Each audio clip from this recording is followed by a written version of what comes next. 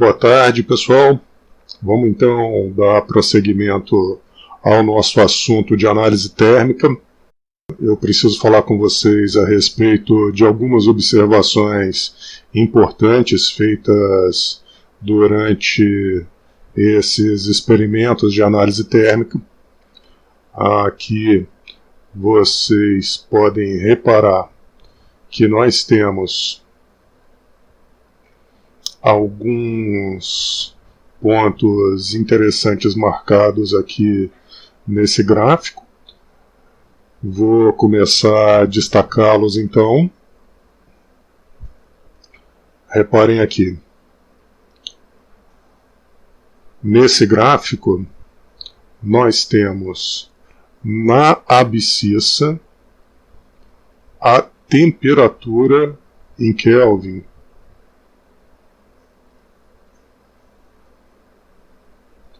Na ordenada, a variação de massa percentual.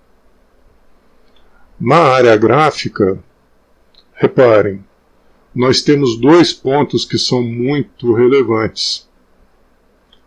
A temperatura inicial, a partir da qual eu consigo distinguir o início do processo de perda de massa, e a temperatura final, onde esse processo de perda de massa terminou. Entre essa temperatura final e a temperatura inicial, nós temos um ΔT. Esse ΔT, bem como a temperatura inicial e a temperatura final, ΔT, temperatura final e temperatura inicial, são dependentes das condições de análise, ou seja, se nós variarmos massa, se nós variarmos velocidade de aquecimento, fluxo de gás e outros, nós vamos ter valores de TI, TF e ΔF que são diferentes. Portanto, o que a gente sempre diz, manter ao máximo as condições de análise preservadas. Quais são as métricas que nós podemos usar para tratar valores presentes aqui nesses nossos gráficos de análise termogravimétrica? Reparem nessa figura. Aqui nós temos a temperatura em graus Celsius na abscissa. Temos agora a massa em miligramas na ordenada.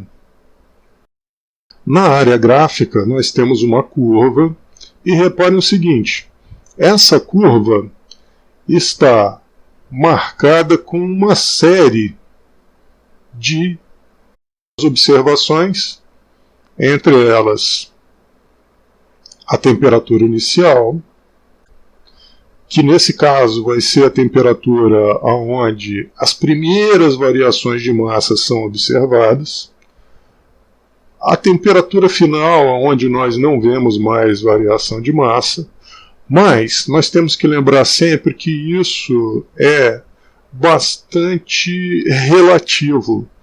Cada analista pode imaginar isso de uma forma diferente, ou seja, o início e o término desses processos de formas diferentes. Então existe uma métrica. Essa métrica nos permite calcular sempre da mesma forma as temperaturas de início e de término desses processos. Como nós trabalhamos com essa métrica? Reparem, essa métrica depende de três retas. A primeira delas é a reta da linha base inicial. Essa aqui. A segunda é a reta da linha base final. Essa outra aqui. A terceira reta é uma reta tangente. Essa daqui, olha. Essa reta tangente intercepta a reta da linha base inicial, bem como a reta da linha base final. E com isso, nesses pontos de intercepção, nós conseguimos marcar temperatura de início do processo de degradação extrapolada e a temperatura de término do processo de degradação também extrapolada. Reparem que esse não é um ponto que pertence ao nosso experimento. Da mesma forma que esse não é um ponto que pertence ao nosso experimento. São pontos extrapolados, obtidos, então, por meio desse processo, dessa métrica que nós apresentamos aqui. Bom, por enquanto é isso. Depois nós seguimos para mais detalhes a respeito dessa métrica. Obrigado e até o próximo.